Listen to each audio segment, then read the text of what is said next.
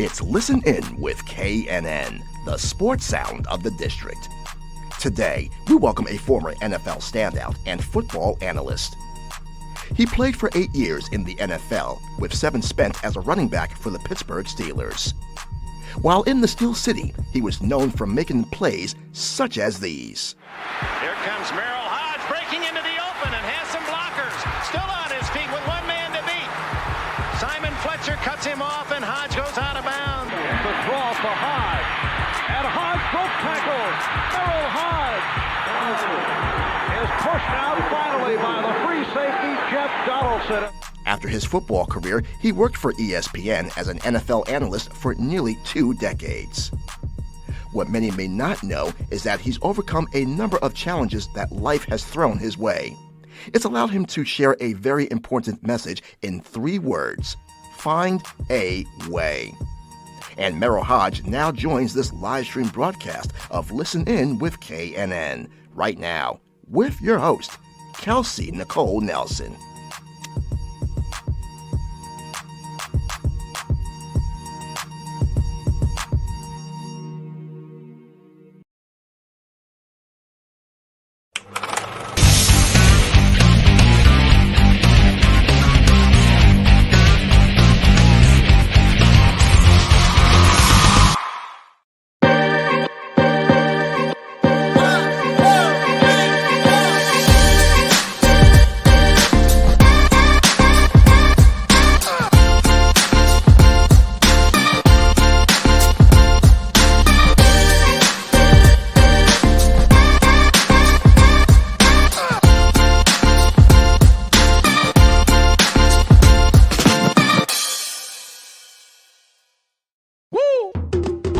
It's Listen In with KNN, the sports sound of the district. We bring you the biggest guests, great analysis, and the hottest sports stories in the nation's capital and beyond.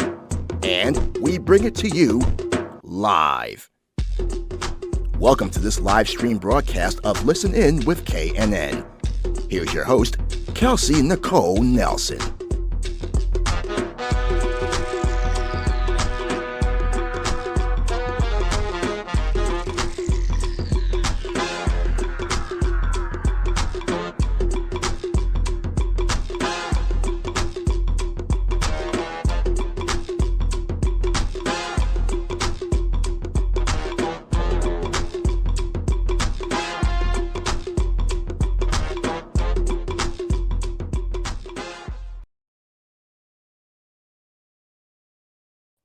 All right. Hello, everyone, and welcome to another live stream edition of Listen In with KNN, sports talk radio show and podcast presented right here on our home station, Fox Sports Radio, 96.9 FM and 1340 AM with me, your host, Kelsey Nicole Nelson. And now I know we've been on a brief hiatus, but glad to be back.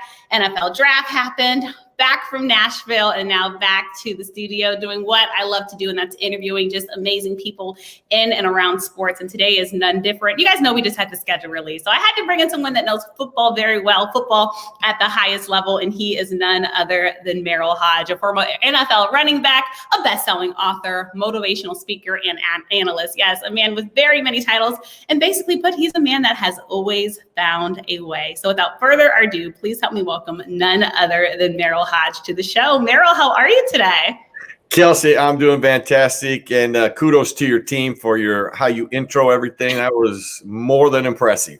Awesome. Thank you so much, Merril. We had to do right by you. You're a big name guest. We had to make you proud. So my team. Well, it was the whole thing. It was very impressive. Kudos to your team.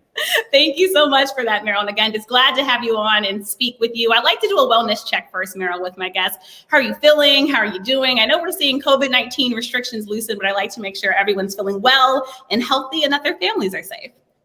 Well, that is my number one perspective and objective and passion every day, invest in my health. So when you invest in your health, that means that includes your mental health aspect and what we've just been through. I think everybody can identify with this. You know, probably everybody lost their purpose for a moment, you know, a chance of reflection where you're like, whoa, you know, and you might probably look back, you're probably a lot of people on Monday, I got to go to work. Probably couldn't wait to go to work on Monday, but everything that I used to do got taken away. And so I found I had to find a way for a different purpose. And for almost a year, I had to create a different purpose and doing different things. And I know a lot of people struggled with that. And that would be hard for anybody when you lose your purpose. But things are starting to steamroll back. And energy is there. And I keep investing in my health. So I feel great. And I appreciate you asking. Yeah, of course I had to ask. I'm like, Merril, you're putting some of us to shame. You're looking great health, and it shows age is nothing but a number. And a man that has overcome so many obstacles. And I think, Merril, just talking about that, you're right. So many, I think, felt like they lost their purpose during COVID-19 because it shifted our new normal, right? And things that we used to do, we couldn't do. And then we started to say, well, what do I do now, right? We got all thrown this challenge. And I think we saw some people really take it with strides and reinvent themselves, kind of starting a new business, trying something new. And I think others, it might have took a longer while, but it's okay as long as you found, like you said, found your purpose and found a way to do something that makes you the best version of you. And so I appreciate you sharing that, Merril. And so during COVID, how did you keep yourself busy, Merril? Well, Kelsey, the one thing that I love the most is inspirational speaking. And that is really my passion, and that sends me on the road about 189 times a year. So I'm gone all the time. So to have that abruptly stop means everything that I had previously done stopped. And then there was limited things that you could do. So within that structure, I found, I would get up and I would train just like I do every morning. I'd get that part of my lifestyle done. And then I really, I like to be in the outdoors. So I went rented bush hogs. I did trim cleaning. I'm a big bow hunter. So I did all kinds of extra things there. I committed myself to more golf because we could at least golf and carry our bags. We couldn't ride in the car, but we could walk. So I walked. And I actually would leave the house with a lunch. And I'd make my lunch and I would leave the house. I wouldn't come back till 5. So I did all of these things. I made my purpose up. I couldn't fly, couldn't do anything. And in the meantime, the other portion is I looked at how my message, I'm living my message because the words "find a way" have helped me live a dream and fight to live, but they've inspired one thing that everybody can do. And it is applicable to all the people that you just referred to that created new avenues, new businesses, went down you took action. Exactly. At the end of the day, everybody can take action, and doing that puts you in charge. And when I do that, I'm in charge. And I looked at my message and I worked diligently on that and crafting it and molding it because now I was living it again, and I've done that many times in my life. I live by it, but now I was put into real live action, all those things that I talk about, but it helped me refine them and it helped me get a little more, what I think is a much more powerful message than the one I had previously. Yeah. And like you said, you just found a new way to do the things that you love. And you talked about you love outdoors things. Even though I'll say right now, Merril, I'm staying away from outdoors because we have these cicada bugs that are just huge. And so you go outside when you need to and try to avoid them when you can, but you still found a way to find your purpose, find your passions. You were making lunch. I mean, what were you cooking in the kitchen, Merril? Well, I wasn't cooking much. So what I would do is I would take, this is pretty much standard. I have mixed nuts that I have actually stationed everywhere in my office, in my truck. So that is my transitional snack. That's the one that gets me from one thing to another. I have great protein bars. I have apples. I mean, that's kind of like that mixed bag of that kind of stuff. I'll have some chicken breast and I put all those things together in a bag and out I go. And I go into the woods. I go play 18 holes with my buddy Solomon Wilcox. We get that done. And then I spend time in about the 180 acres that I hunt on. I would take moments of time where I could find peace, where that's tranquil, and work on my presentation, go over my presentation. I have stuff that I've recorded. So I would look at that and I would watch it. As painful as that can be sometimes, you got to watch yourself to get better, and you got to be fair with yourself and find ways to get better. And it was so helpful for me, especially the conclusion of my message. I've always felt that was inconsistent and it wasn't what I wanted. Yeah. And this time gave me a chance to really hone that in and dial something in that now I am really proud of. And it brings it all together, which I had always felt I didn't do very well. Yeah. And I love that you just touched on so many different things, like you said, but again, you found a way to make your purpose. And I think, I want to start at the beginning, Merril, when you found a way to football, right? You're about 8 years old. Is that right? When you decided that football was what Merril Hoge wanted to do and be great at? It's the first time I ever saw it on television, and when I talk to young groups, Yeah. they always look at me like they get confused. They're like, "What? You just saw football at 8 years old?" Well, in 1973, Yeah. there are some people who didn't have televisions, which Fair. you're way too young to know that. There's a lot of people that may be listening to this and go, there was a lot of people that didn't have TV. If you did, you only had one. Right. And there was only 3 channels. And, you just didn't see a lot of football on television. It was the first time I'd ever seen it. I was playing in my backyard. I'd been being asked as a kid, what do you want to do when you grow up? And I remember being struck by that because I'm like, man, I don't know. And I don't expect 8-year-olds to know. But for me, I was really intrigued by that. I was like, wow, I don't know. Well, first time I ever saw it on television, it was like, bam, I know what I'm going to do. Yep. I know what I'm going to do. I was so excited about that. I just couldn't wait for somebody to ask me. Yeah. So that I could tell them. And that's really where it started. It started that day. I was passionate about it. Now, what was interesting is everybody that I would tell them what I was going to do, one of 4 things was always said to me right away. Oh, you know how hard that is? Do you know what the odds of you playing in the NFL are, Merril? Oh, son, don't put all your eggs in one basket. I wouldn't want you to be disappointed, or it was impossible. And Kelsey, it's probably why I see things through a child's eyes more than most adults, because the people who were supposed to encourage me were the first ones to discourage me. So I've never forgotten that as I grew up and I try to help. And it speaks to kids too, how resilient they are, because it didn't affect me, it didn't bother me. I still kept that vision and passion. It does lead me to my first moment of truth, which I can tell you later about. But it made me, as I reflect back, when I help young people, I understand how resilient they are, but also how they need to be encouraged too. They're going to have to do the work, and how I can help guide them. I can't do work for them, but boy, how I'll do my part in trying to help them.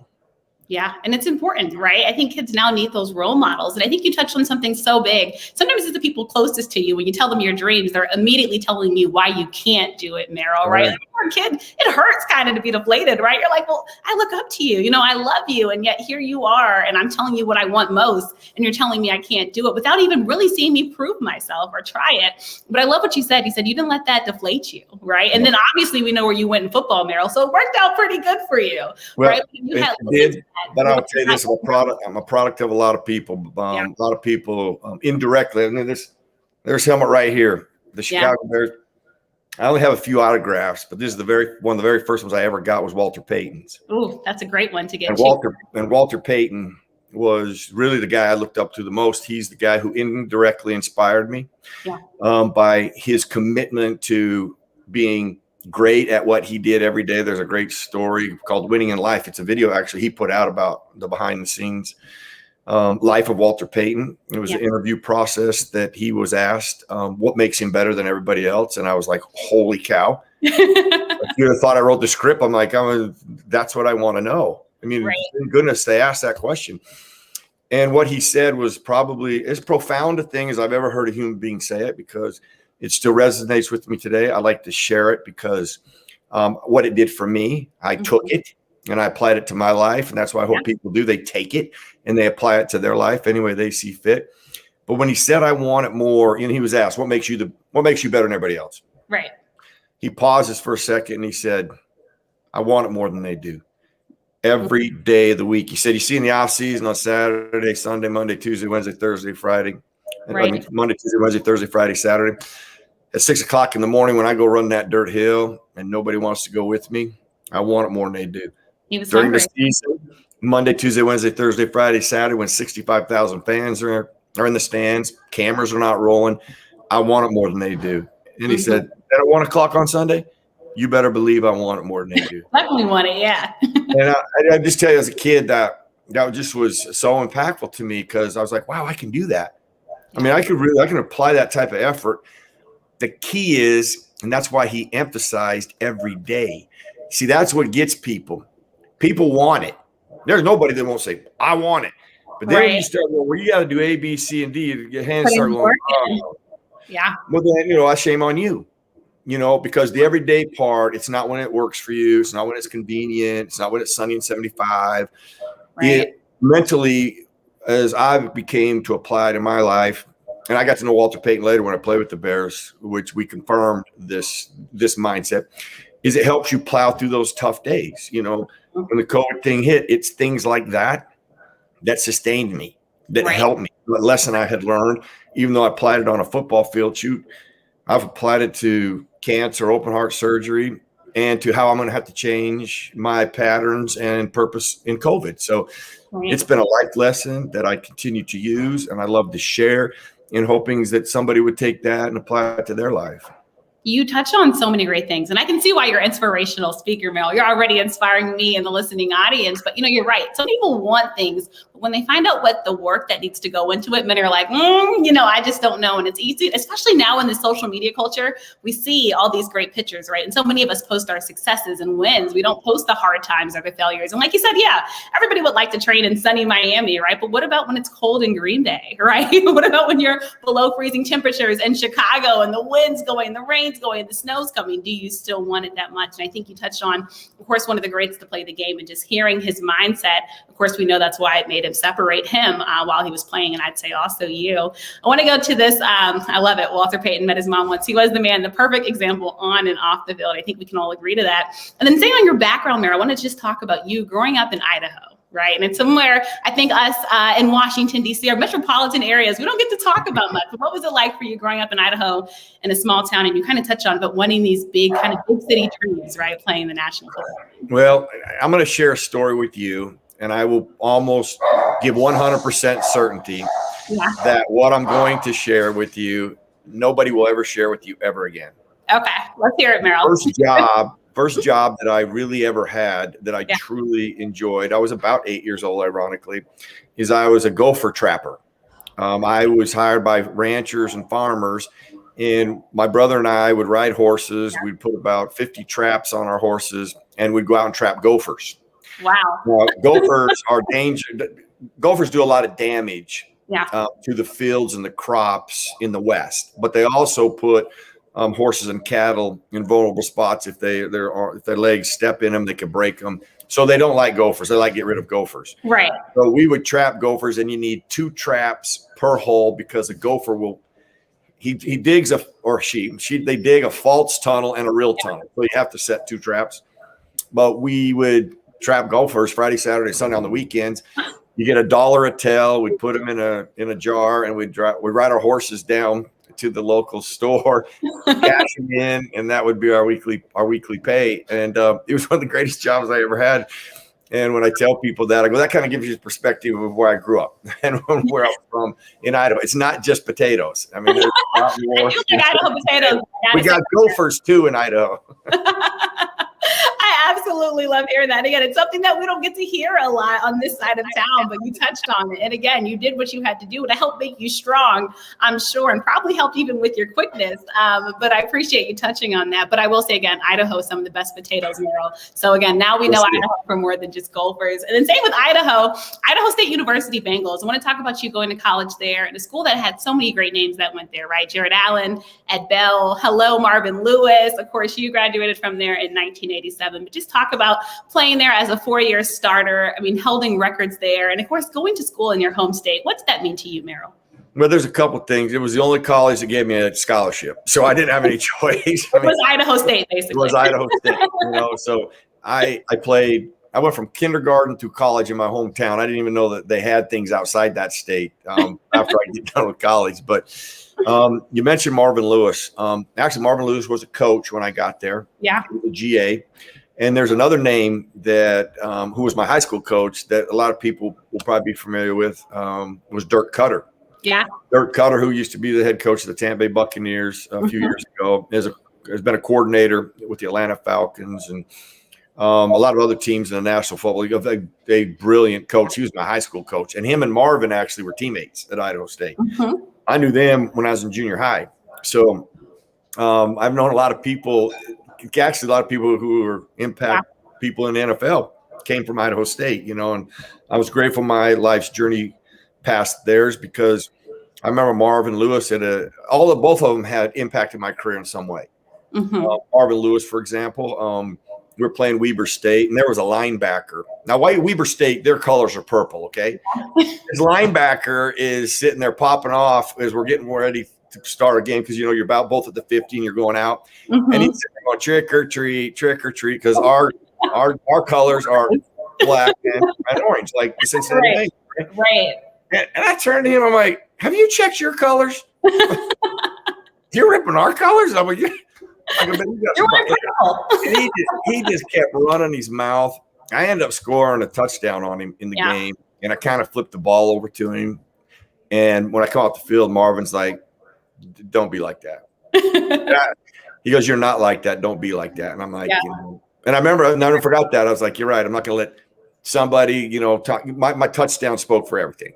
Let the touchdown speak, go back to the huddle or go back to the sideline. But Dirk is one of the greatest minds in offense I've ever been around. And that was in high school. I mean, he was my basketball coach and my football coach. And that's why he's had such a great career. He's such a great mind in football, and I learned so much from him at high school. Then I paid for his dad in college. Wow. He was our head coach, and because I played in that environment, it helped me go to the pros because we threw the ball a lot. I played fullback and tailback. I played wide receiver. So it was not foreign to me to walk to the NFL and learn about protections, learn about running routes, or a variety of ways to run the ball, whereas players from like Oklahoma, Florida, Alabama, schools that you don't think of today. Back then, it was like, Oklahoma was the wishbone. Yeah. I mean, nobody threw the football. So when running backs would come from those big schools, and we were in our meetings, and they would say, okay, listen, here's our protection. You can see they're like, protection?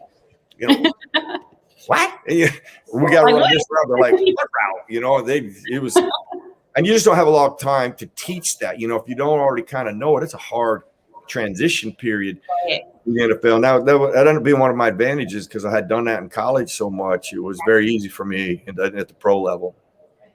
Yeah, and like you said, and then let's talk about the pro level because, of course, great career that you had at Idaho State. Now, if you guys didn't know about it, you know about just a great story that you shared and just being around all-time greats. But then we go to play in Pittsburgh, right? And we talk about that 1987 NFL draft class, Merril, and just what a class. Greg Lloyd, Rod Woodson, Delton Hall, Thomas Everett, Hardy Nickerson, and, of course, you. But let's talk about first getting to Pittsburgh and what that experience was like for you. Well, as a kid, the Steelers were my favorite team. Walter Payton was my favorite player, but the Steelers were actually my favorite team. I loved the Steelers. I loved everything about them. I loved every player on there. I loved Chuck Noll. So to walk in, you got to – I'll take you with me. I walk in to Three Rivers because that's where all of our facilities were. You walk in, and there's the 4 Super Bowls. Okay, so you walk right there. Staring at you. Then you make a right, and Chuck Noll's office is here. You make it around the corner. Yeah. By the fountain, down the hall, make a right, you're in the locker room. I walk in the locker room. I come over where my locker is. I sit down. Tony Parisi and Roger Fryville, the equipment managers, come over to me, and they're like, do you know whose locker this used to be? And I'm like, I know. Yeah. Franco Harris's. Wow. So I'm sitting in Franco Harris's locker room. The guy who comes and sits next to me is Donnie Shell. Oh, my gosh. The guy who's right across from me was one of my draft buddies, Greg Lloyd. Yeah. Across the hall over there was John Stallworth. Over there is Mike Webster, who ends up being my roommate my rookie year. And so when you step in the huddle, I see Mike Webster, I see John Stallworth, guys I've been watching on television forever. It was surreal. I mean, and there's a certain transitional period where you got to realize, hey, listen, I got to earn the right to be here. So I better get over this gaga thing. Let me add, when I'm sitting there, Joe Green comes walking in with a Coke can that you don't even know is a can because his hand's so big. my first few days there, Mel Blount comes walking in, cowboy hat on, big, tall, walking over. Merril, welcome to the Pittsburgh Steelers. Mel and I just wished him congratulations on his son going to Miami the other day. He's just a class. Yeah. He's a dear friend. I love that guy. He changed the game. And anybody who ever plays this game, especially as a DB, you should know who Mel Blount is. Mm-hmm. DBs who've come out, young players, and they don't. I'm like, you do not know Mel Blount? Yeah. You owe it to Mel Blount. Everything that really you're benefiting from, guys like that. Yeah. Do not know that. Yeah. I mean, it's really shameful. I think all players should understand, all the players who did so many things, whether they're a big name or not. Somebody contributed to that that stage that they're on. And I've never forgot that, and how genuine he was and respectful he was and welcoming he was. And he's still like that still this day. I'm so happy you touched on that, because you're right. So many young players, for some reason today, Merril, do not know the greats that came before them. I'm curious to hear from you. Why do you think that is? Where is this miseducation coming from? Because, I've had former players on my show all the time. And I just had 11s, and we're hearing players that don't even know who Jerry Rice was now, Merril. And it's like, I think it's mind-boggling to us. But what's happening with this generation, Merril? Where have we went wrong? And listen, we can say we went wrong. Listen, there's a lot of things I didn't know about. It doesn't mean I didn't want to know about them. I just didn't shoot. I'll expose myself a little bit. My rookie year, my best friend moved up to Pittsburgh to go to University of Pittsburgh, his master's. Okay, so we lived together. Yeah. We used to sit in my bedroom every night and go over the AFC and NFC. I didn't know what conference I was in. I didn't know what division I was in. I was like, now what division am I in? Who's in our division? So, but now that goes back to a time frame where you didn't have the NFL Network or all the stuff that you have now. All the information, it's right there. That's how I grew up. So I didn't even know what conference or division I was playing in. I just knew who was in there. I didn't know what it was called. So, some of it is, players. Yeah. Maybe they're just not interested in that. But not being interested in it, I think if you gave players a reason to be interested in it, that you'd find a lot of intriguing things that might give you a better purpose of what you're doing out there. I think would help. So, does that fall sometimes maybe on the team, to present some of the facts and histories of their team so they know it? That was one of my first meetings with the Pittsburgh Steelers. I'll never forget. First team meeting we ever had, the chief, who was the Mr. Rooney, the main Mr. Rooney, who they called him chief. Mm-hmm. He's the one who bought the team. What you see of the Pittsburgh Steelers today is all based on his principles. Okay. Mm-hmm. His first meeting, he talked to us for about 15 minutes on we are part of the fabric of the community here. We're going to give back. We're going to be a part. And I'm waiting for him to talk football, right? He gets done. And I was thinking, man, he didn't even say anything about football. I'm back there trapping gophers, right? So I'm expecting football. I'm not expecting that. Right. Chuck Noll walks up and he said something. Actually, I was grateful that I was just smart enough to listen to both those men because it was such wise advice. Chuck Noll said, now, men, that is great counsel, but make sure you tie yourself to people that are credible. Don't just go out there and do anything for a charity or get involved in something you don't understand. Right. We're here to help you with that, but don't do it. Tie yourself to people credible. And I tell you this, those principles right there, I still use to this day in everything that I do, that wisdom and that guidance.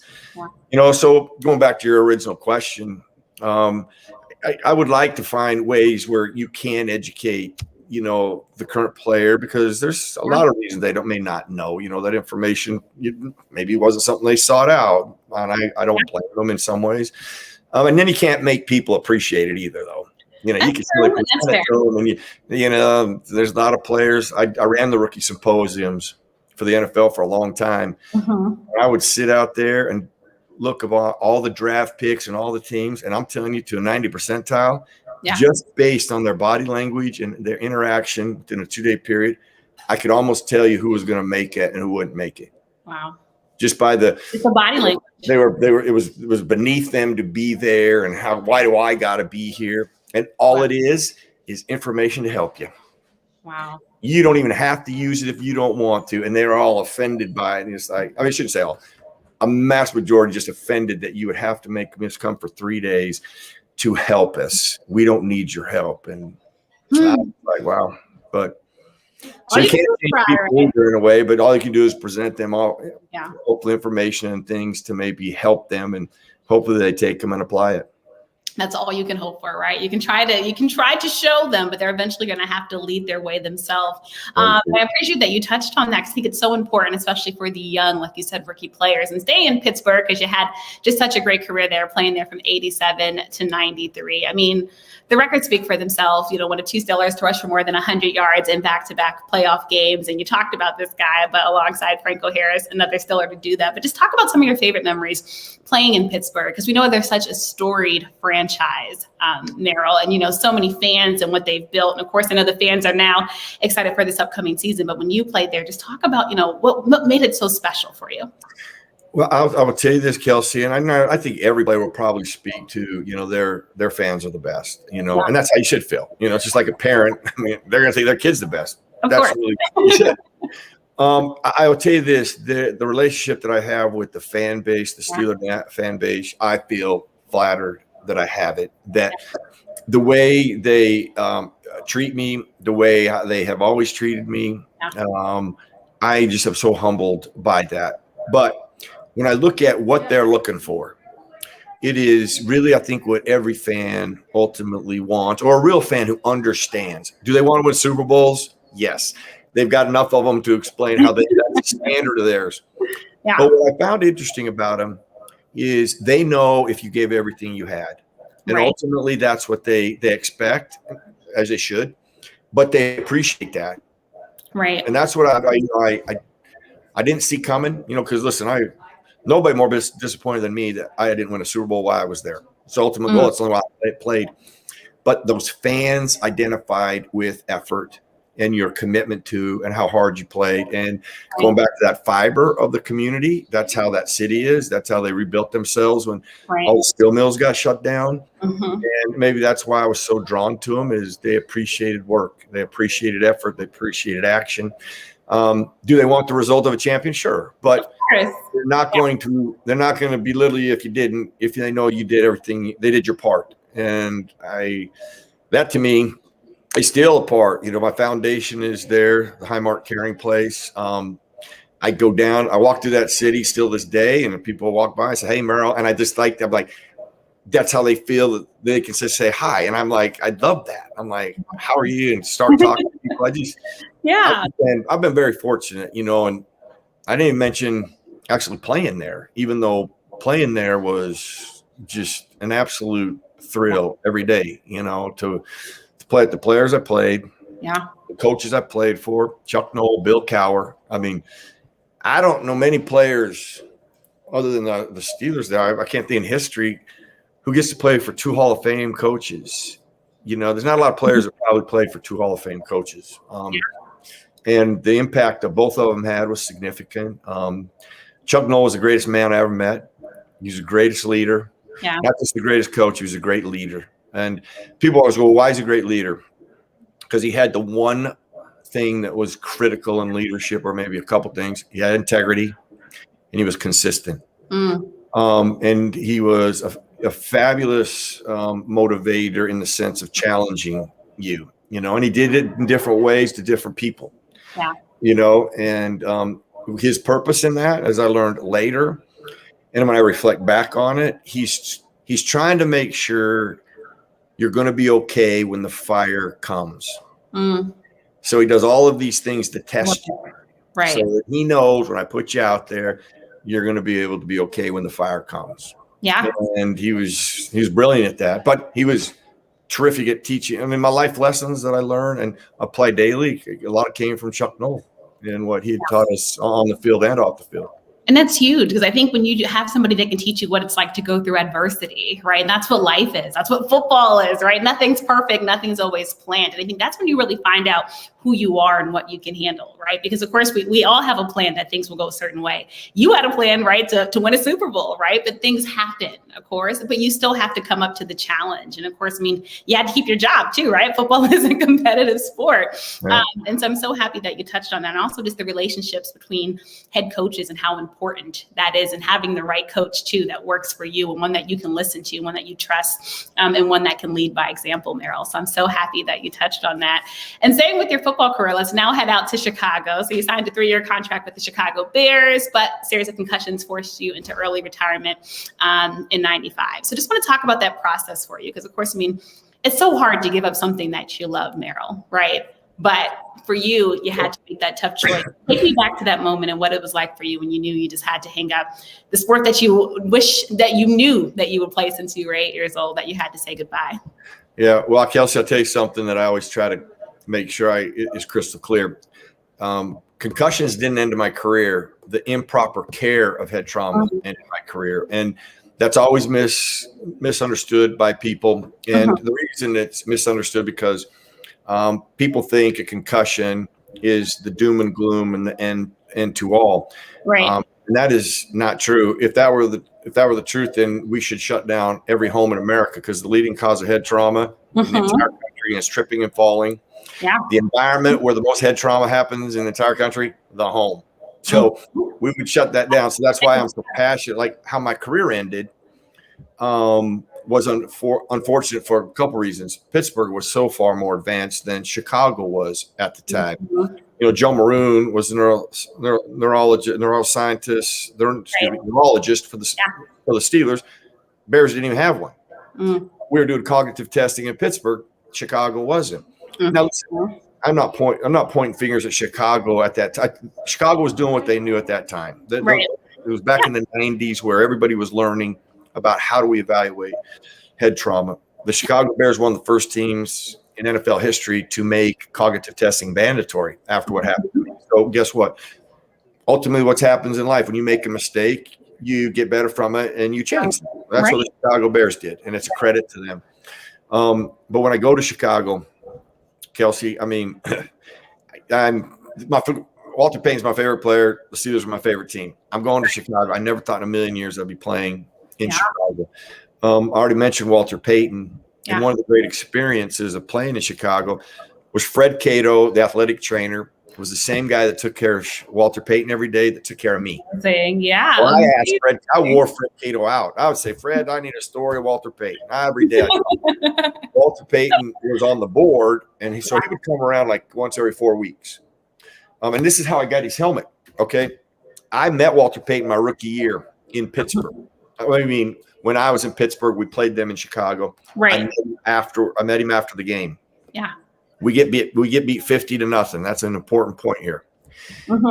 My only care in the entire world. In fact, I flew my dad in to video the end of the game because I was like, just find me. I'll find Peyton. I want this documented. Yeah. Because I wanted to tell him about the hills I tried to run like he did. The message that he sent to me that resonated with me, wanting it more than anybody else. I had a Chicago Bear lamp I was going to tell him all about, and I do. I tell him about this whole thing. Now, first of all, when I walk up to him, it's the end of the game. Yeah. I thought he was in the locker room already, so I was heading to the locker room because I'm like, I didn't come this far to not meet him. Yeah, to not meet him. I'm walking in the Bears locker room. I ain't leaving here without meeting Walter Payton. That's how passionate I was about doing it.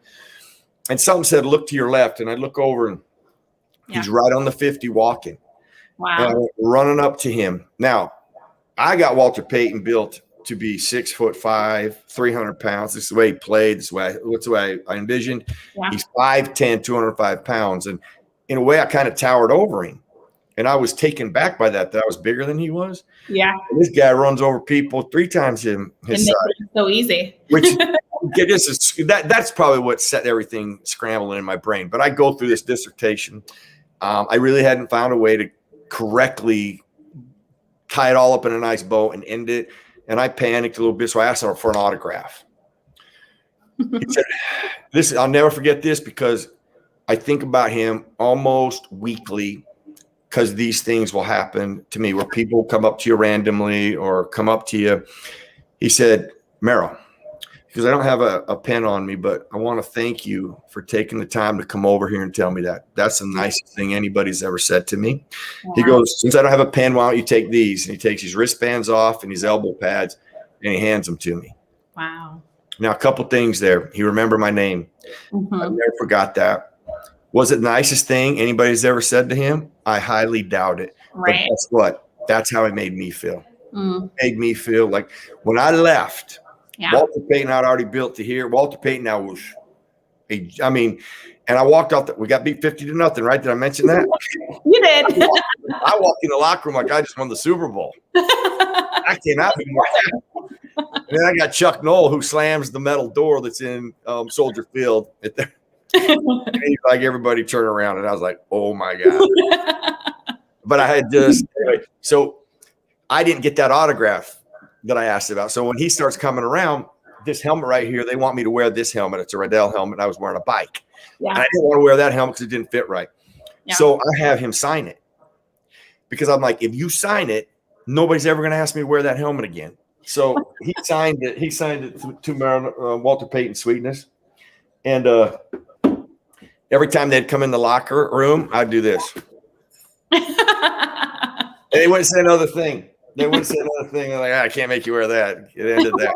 So it was just I wish I wouldn't have, my career wouldn't have ended early there because I loved that city. I loved the organization and the experience that I had there, the players I met, like Walter Payton, to Mel Blount, to Joe Green, founders of the game who built that foundation. I admired them, respected them, and they were giving back and they were still around, which I loved. Which is huge. And then you're not saying small names. These are huge names of the gridiron. I want to go to a question from the fans for you, Merril, from Jamel Cutler. How far has modern medicine come in terms of concussion from when you had your first diagnosed concussion until now? Jamel, that is awesome. That is great. I'm glad that question was asked because let me just tell you this. In 1994, where I was in 1994, when they ended my career, when they told me basically, we don't have any treatment or care for you at this point. You now need about 18 months to recover. That's basically what they told me. I had no cognitive plan, no physical plan. Mm-hmm. Let's fast forward. My son, first head trauma, slips in a shower. He's playing for BYU. My son was a Division I player, great football player. First concussion, slips in a shower 4 days before his bowl game. Wow. Not on a football field. In fact, people were like, well, that happened in the shower. I go, that doesn't matter where it happens. Right. It happens. Right. Yeah. So to answer the question, if we had what we had today back then, I would have probably played within a month, roughly, in that ballpark. We would have had care and treatment that would have allowed me to return to play. Right. That's what we have today. The care and treatment, if done right, and there's 3 steps. Identifying head trauma is the most important part, and removal of the environment. Mm-hmm. Really critical you do that, because the quicker you do that, the better you do that, the greater chance, the quicker you will return to play. Right. And then proper evaluation, and the best way to evaluate head trauma, two most important identifiers for severity are cognitive recall and stability. It is not loss of consciousness. Loss of consciousness is a symptom, but once you regain consciousness, it's no longer a symptom. Now, if you never regain consciousness, that's the only thing that matters. Once you do regain it, cognitive recall, stability. They now have ways to do treatment programs with your cognitive recall. So like my son would do this cognitive, the stability, the vestibular area is oftentimes what is affected. Mm-hmm. So everybody has done an eye chart and they've done A, B, or C, right? Right. Well, they'll do something like that. They'll go A, B, C, D. And then they make you do it like this. And vestibular people will struggle with this because it hurts. But what they're doing is retraining it, getting that area strong in. Then they do movement with the vestibular, some physical combination of it. But the cognitive and physical aspect of rehabbing you allows you to return in a much safer environment than before. If you ever hear somebody, they put them in a dark room, absolutely the incorrect thing to do. I don't know of any type of head trauma that would require that. From all of the things I know about how you treat and how you care. But there is extraordinary things that are available for people. And you could have symptoms for years and you can still be cared for. If you remember John Saunders, John Saunders, one of the godfathers at ESPN. Right. Okay? Trips in the studio. He has a major head trauma. He's had post-concussion symptoms for years. Right. He's depressed. It's wearing on him. So he comes to me He said, I'm forgetting about things on television. So I watched him for a couple weeks, and I text him. I said, John, you look sharp, but looking sharp, and I got a trained eye. I can't tell anything, but you feel different. You know symptoms are going to play. I get him help. They put him through a similar program, a cognitive and a physical. And I said, one day you're going to call me when the fog clears. He's driving over the Walt Whitman Bridge in New York. Yeah. He calls me. He's like, Merril, I finally am cleared up. So hopefully, people that hear, there is such amazing. I'll give you a website, rethinkconcussions.com. Go there. That'll give you some good information on how to care for, whether you've had it a year ago, 2 years ago, or if you don't, but you do. It's a great resource to give you guidance for about how you care for people. And it's not just kids. It can be anybody who trips and falls and hits their head, but good guidance so you're empowered to get them to the right person for the right care. Yeah. And I'm so happy you touched on that, because in a CTE and common sense advocacy, it's something you're championing, and it's something that's needed, right? And we keep having this discussion, Merril, of how to make just world safer. It usually goes on sports, but you're right. The simple things when people get concussions are like everyday things in the house, like you said. And I think sometimes we don't think about that. We automatically equate it just for football. And I guess football is good, at least in making us have the conversation. But I think people like you, Merril, for making sure that it's not forgotten and making sure that we're just making life safer, right? Not just the game safer, but overall just life for people. And I'm so happy that you're doing this work. And I love, you've done a lot in this work, Merril, and it seems I can hear your passion. Well, you know, Kelsey, I appreciate it, because it is a passion of mine, because what has been, I mean, absolutely deplorable and harmful to people. Yeah. A narrative has been created that is false. You know, you mentioned CTE. CTE does exist, and it's a pattern in a scientific form under evaluation to this point. Right. There's no clear definition of CTE. It's still an observation state, regardless of what Boston University keeps saying. Yeah. I can give, for every paper they write, I can give you 9 other credible institutions in the scientific department that try to replicate and duplicate what they've done, and none of them can do it. So when you have 9 against 1, that's a significant difference. Okay. The truth is over here. It's not here. The problem is you only hear when Boston University says something, and they have no scientific evidence that sports, contact sports, cause that pattern. One third of people in the medical journal to this date that have that pattern never played sports, never had a concussion or a history of head trauma. How do you explain that? You don't hear that. And that is the fact. I mean, that's why I really got book brainwashed. I mean, that's what drove me to write it, is when I started reading the scientific literature, reading what it said and what Boston University, like an Ann McKee wrote, but then what she would say in the media, which would be the complete antithesis of what she wrote. And I used to think there's a bunch of problems there. First of all, how can a doctor who signed a Hippocratic oath deliberately lie, deliberately say something to actually scare people when she's supposed to do things to protect people? And she doesn't have any of the scientific evidence to back what she said. Right. And then another real massive issue, the journalist that covered that. You have a responsibility to read the scientific literature. Yeah. And you need to come back and go, and why would you lie to me? What you said over here is the opposite of what you wrote here. Right. Explain that to me. But that's never done. And it's not one paper. It's every paper that they have done. Contact sports in general, without them, kids that have real issues, which are called ACEs, true drama or true impact and trauma in their life, like divorce, physical abuse, bullying, mental abuse, a whole history of things that can add up to a child's life that do cause cognitive issues later in life. Sports can help you remedy through that. I'm a living person. My mom died at a young age. I came from a tough home. Do I have as many ACEs as I just listed? No. There's a lot of people, a lot of kids who have more in their life. Right. And not give them opportunities, and football being one of them, then you are just as bad as Boston University of robbing a child an opportunity to gather hope, to develop life skills that matter. Sports gives you that, self-esteem, all the goals that you learn from that, building relationships, working through all the things that not every one person can know what goes behind closed doors. But that's what sports gives you. And to scare people and say they can't play contact sports because they're going to get this pattern, 100% wrong. And so that's why what drove me to write the book is I just wanted to give people all of the information and the facts so that they could educate themselves and empower themselves on whatever decision they make.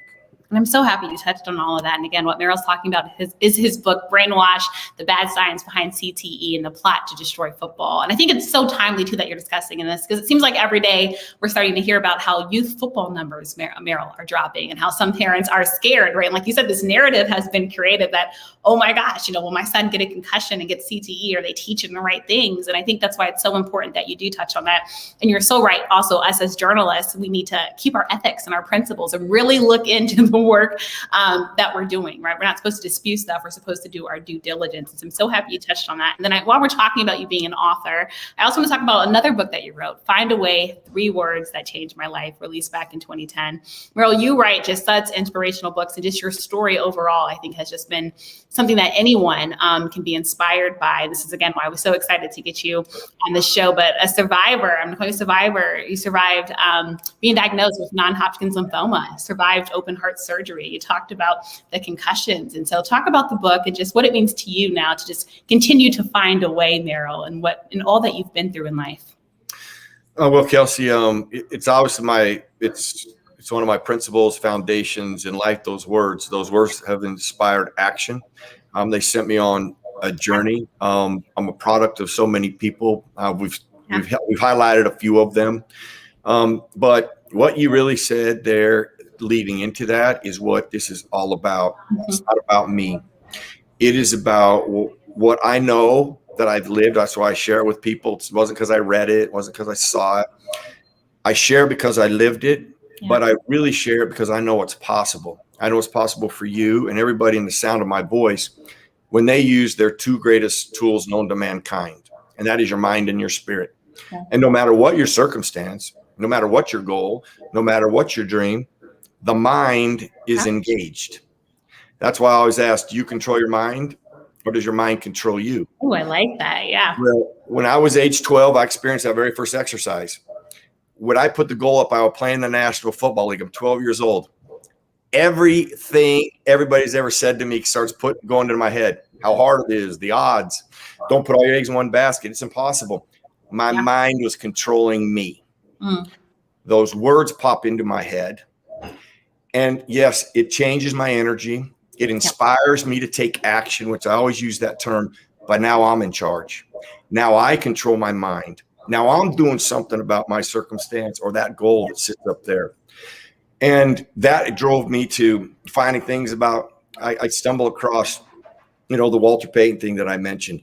And that becomes instrumental because every day can be applied to everything. I don't care what your craft is, what your passion is. You can do that. Right. You can apply that to yourself. When you do that, days like when COVID come, it becomes easier to plow through those tough days because you've learned to do it every day. Right. And then, Chuck Noll taught us, do you want to be uncommon or you want to be common or uncommon? I need uncommon people. The difference, common is minimum, uncommon maximum. Don't be foolish enough to think I'm going to do the minimum, but I'll get the maximum. Don't work like that. Right. But being uncommon oftentimes requires you to widen your scope a little bit. Reach out to somebody who's a little wiser, been down the road before you, maybe could help you. Turn over every stone. If you do that, the results will be excellent. It's like Aristotle said, we are what we repeatedly do. Excellence is not an act, but a habit. The truth to that. And if you can look in the mirror, Kelsey, at the end of your journey, you've been uncommon, you've done it, you've attacked every day, you've taken action, and you can look in the mirror, it's just you, and you can say, I did my part. I did my part. Whatever those results are, have peace with that. And you're excellent. You are excellent. And it's so much easier to live in peace that you did your part than with regret that I wish I would have. And I can tell you that's happened to me many times in my life where my career ended prematurely. Even though I'm working at ESPN, I'm covering Super Bowls. I can't be more painful to be. I'm covering the one thing I didn't accomplish. Right. And it was really about 5 years when my career ended. It's me, myself, and I. Just got done brushing my teeth. I'm going to Atlanta to cover the Super Bowl. I'm as depressed as I've ever been. And I just started looking in the mirror and going, okay, wait a minute. Let's just be honest. What could I have done more? Could I have been more prepared? Could I work harder? And Kelsey, finally, I had peace. I'd done my part. I finally said, you know what? I got the most out of my God-given abilities. Okay. In fairness, I didn't have Walter Payton's talent, but I got the most out of mine. I can't ask myself any more than that. I was always prepared. I was always trying to expand my craft and get better at it. And I finally had peace. And you know what? I went and had a great time at the Super Bowl and covering the Super Bowl because I finally let it go. And it doesn't mean that it's a way to say, well, because I didn't accomplish it, I'll say, no. More than likely, you're going to accomplish those things. If you can look in the mirror and you can say, I did my part, I promise you something came out of that would never have come had you not done that. So going back, I want people to realize that's all them. Yeah. It's all that they can do. They have that within them if they learn how to apply it to whatever it is they're striving for in life. I love everything you said. And what I took from it, especially Merril, is protecting your peace. Like you said, finding what makes you, being happy, but knowing that you put out the effort, the maximum effort each and every day to be the best version of yourself. And again, just finding a way to do all that you want in life and never giving up. This is why this is so inspirational. Merril, I wish I had you for a couple more hours, but I do want to spend at least the last 5 minutes. I got a good football analyst on talking football. We just had the NFL schedule release. First off, Merril, for players, what's that like for them? Schedule release, you get to see the top games that you want to do. You might get to play Tom Brady or somebody else. What's it like for players? Is it Christmas for them, Merril? Kelsey, this is exactly what I used to do every year the schedule came out. The first thing that I looked at, where and when do we play Cleveland? I mean, I know where we're playing it, but I'm like, when? Because whatever day that is going to be an ugly, nasty weather day. I know that could be middle of September. It ain't going to be a good day. Yeah. That was when Cleveland and Pittsburgh were big-time rivals. That's before they went to Baltimore. So I would look for that first. And then the second thing I looked for, Monday night. Where you playing on Monday night? Yeah, the prime time. Yeah, I don't think a lot of that has changed. You look for some of your, division rival. When does that take place? And then how many primetime games are you going to be on, and being, because that's you're the only game in town. And that's a big deal. That's a big deal to players. So that's what I used to do as a player. And I don't think that much has changed. The one thing that would probably have changed, I take that back, is the bye week. We never had a bye week. So I didn't look for a bye because that was irrelevant back then. You didn't get the break for your body. And now we don't have an extra game, Merril, right? We got 17 games now, so we get an extra game. Were you a fan of that, Merril, when that decision was made? Yeah, but just because the way preseason is. Now, I could look at this both two ways. I know 4 preseason games for, let's say, the New York Jets and Jacksonville Jaguars. Okay, they would really like to have 4 games. Yeah. All right, but then you take seasoned teams that are around, and really the Bucs are a seasoned team. Even though Tom Brady's so new, but basically on his experience, they don't need 4 preseason games. Right. Kansas City doesn't need 4 preseason games. In a way, like Pittsburgh doesn't need 4 preseason. There's some teams that the Ravens, some teams that have the nucleus been around for 3 or 4 or 5 years. I mean, I can see how they don't. But everybody who's got new learning, that extra game, or it doesn't matter, I think would be beneficial. But I am. But then you can't make everybody happy, right? So I am a fan of getting rid of one of the preseason games and adding it to the regular season. Yeah, I think more football fans aren't going to be mad at it. Now we're getting fans back at stadiums, so we're getting back to football as we know. And then, of course, also touching on the draft. Why don't we stay with your Pittsburgh Steelers? How did you like their overall draft class, Merril? Did you give them a grade of an A? How are they going to support Ben Roethlisberger and company? Well, you know what I love about grades? Like we used to do this at ESPN all the time. And I used to sit in the meeting and go, listen, nobody's even played yet. How can you do this? Can we come back here in 2 years and grade them? I go, or if we're going to grade them now, then let's come back here 2 years from now and see how we did in our grading. And then we might want to not grade them now because we may not. So let me just put away their first 3 picks. Yeah. Were actually guys that I had really studied a lot on tape prior to the draft. Right. Najee Harris is absolutely gifted in some unique ways. He has a tremendous balance with his size. His size, you don't see the balance that he comes with. And he's a complete back. He can run, catch, and he's an outstanding blocker, which maybe fans just kind of go like, well, big deal. That's critical in the National Football League that he does it. But there was when I was studying him, I want to think it was the Old Miss game, maybe it was Auburn game, but they threw a pick. Mac Jones threw an interception. They were actually trying to throw, I think, a screen to him. The defensive end that picked deflected the ball, picked the ball. Mac Jones misses the tackle. Now, Najee Harris is 10 yards from the interception, and there's about 30 yards for a touchdown. That end is sprinting like a madman, and Najee Harris runs him down. I love it. Yep. Now, I'm just telling you, the reason he didn't – a lot of players wouldn't even attempted it, but he ran him down. And I watch his demeanor on the sideline. I've watched how he handles good things, bad things. And he is just what I know about this game, and I've played it and studied it for 40 years, his demeanor is a high character, will be a tremendous profession, and is a professional and is the kind of person you want to build your franchise around, you know. And the center they got, Green, he is a mauler. I used to do these matchup show on the matchup show at ESPN with Giles and I. We'd get our playbooks, and I one day I was doing a playbook show, and I'd spin off of Vince Lombardi's A Seal Here and A Seal There. But I'm like, just the way this block took place, I created a dig out. I was like, and then we got the dig out, and the dig out stuck. So the dig out block stuck, but he digs out people. I mean, he doesn't seal people. I mean, this guy digs out people. And then the tight end they got from Penn State, that guy has so much upside as far as being a better route runner and where he can play in the box and outside the box, all dynamic, all good stuff. But he'll be an interior guy and block for you. And the Steelers, their tight ends got devastated. They're horrendous actually in the running game. That will be a plus. And there was a note that I put at the bottom of him after I'm done studying. I'm completely done with him. And there's one note that I put. I don't put this on many people. I'm like, this cat looks for people. And when he gets the ball in his hands, he looks for people. And I'm like, and that they fit. What they fit what they're building there, what they need there. You know, now can they transition to that next level? I mean, listen, we'll wait and see for that. Their skill sets say they have a great chance to do that, but we'll see. But from that perspective, there wasn't a lot of flaws with them.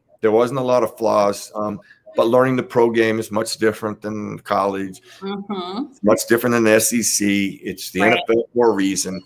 So we'll see if they're able to put the IQ tests to the field, which is in the NFL. It's definitely next level. And let's be honest, the AFC North this year, I think, is going to be very interesting and very fun to watch. Lots of good quality football. Before I let you go, Merril, because he's a big topic of conversation, me and you might as well talk about. Curious your thoughts. Tim Tebow, Jacksonville, pairing up with Urban Myers. Do you think all this hearsay and naysayers saying that he doesn't deserve the chance to play tight end in the NFL? Are you for that, or are you just saying, look, the man tried out? Well, listen, I don't think any. Listen, there was nobody that was a harder critic of Tim Tebow as far as a quarterback goes.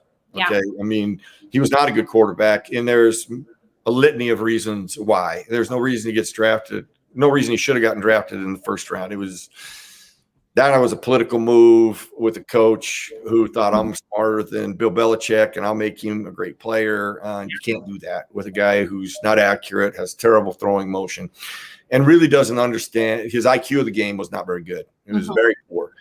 Now, I will never say, a guy that continues to try to make it at the next level and he gets an opportunity because he has a relationship there.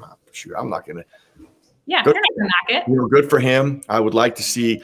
It would be nice to see if he could transition to a tight end. I can tell you this: the Jets tried to do a lot of stuff like that with him. He wasn't a very good route runner. He's not a natural pass catcher. He's not. I hear people say he's a great athlete, and there's not football-wise. He doesn't do those other things very well. They tried to put him at running back. They tried to do some things, and he looked like he was out of place. Right. He didn't run around. And I don't think people appreciate most everybody who goes into there in the NFL. They've been doing that for a long time. Now you're going to do it at the highest level, and you've never done it. That isn't easy. I saw Rod Woodson. Okay, Rod Woodson's drafted with me. Yeah. Greatest athlete I ever played with. I mean, he was unbelievable. Okay. We put him on as a receiver, and you could say, look a little, he didn't look in play. He didn't look like he should be there. Right. Could he do some freakish things? Yes, because he was a freaky athlete. Yeah. But Tim Tebow doesn't even look like that. When he was with the Jets, they tried him in a bunch of things and to get him the ball, and it didn't look natural to him. So it'll be interesting. I'll be interested to watch him and see if something hasn't changed, if he can actually contribute to the team, and if he makes a team. If they do, obviously be a great story. It will be, right? Like you said, if he makes it, and hey, you never know what can happen. Maybe he'll find a way, Merril. We just never know. But Merril, I'm so glad that we found a way to make this show work. I know, look, we had a little bit of difficulty, but we made it work, and we had a great show. Merril Hoge, thank you so much for joining me. I so appreciate your time. Any last words for listening audience? No, Kelsey, I'll tell you what, it was more than I expected. I told you that intro set it off, and you and your team have done an outstanding job. Thank you for having me. It was just an absolute honor. Thank you so much, Merril. Again, so appreciate you joining me. I will let you get back to, I don't know if you're still hunting golfers or if we're playing golf or whatever we're doing now. I got tape to watch. I will let you get back to watching tape. But Merril Hoge, thank you again so much for joining me right here on Listening with KNN. Enjoy the rest of your day, and please stay safe.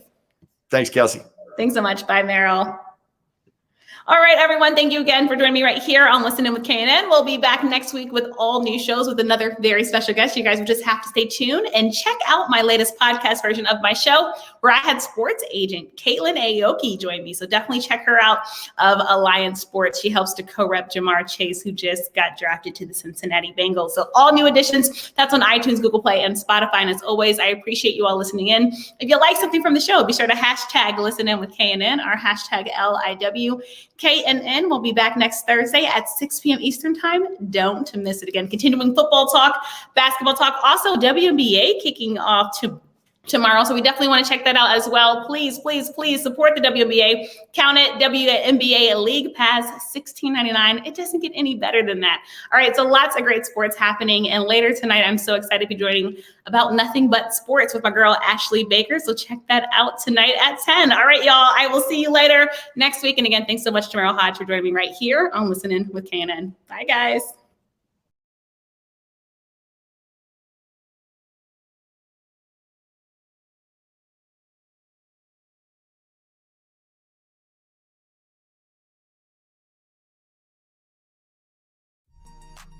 Follow Kelsey on social media at The Real K Nelson.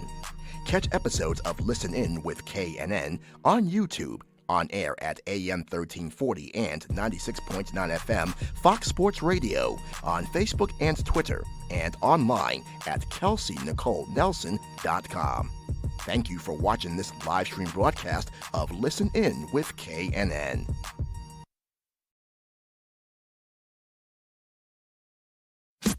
Listen In with KNN on Fox Sports Radio now offers official Kelsey Nicole Nelson apparel in a variety of styles for men and women. Fashionable shirts, leggings, hats, jackets, and more.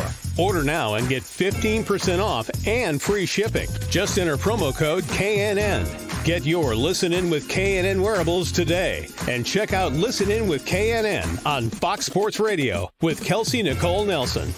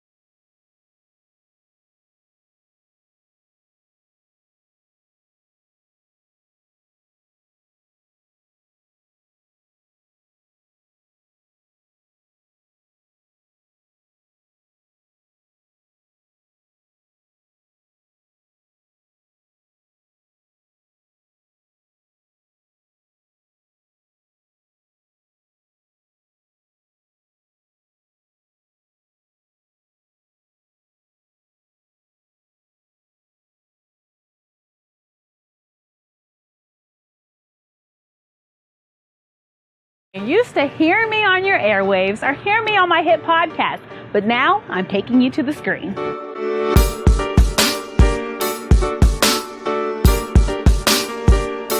You'll love Elevator Thoughts. We will talk the latest trending in sports.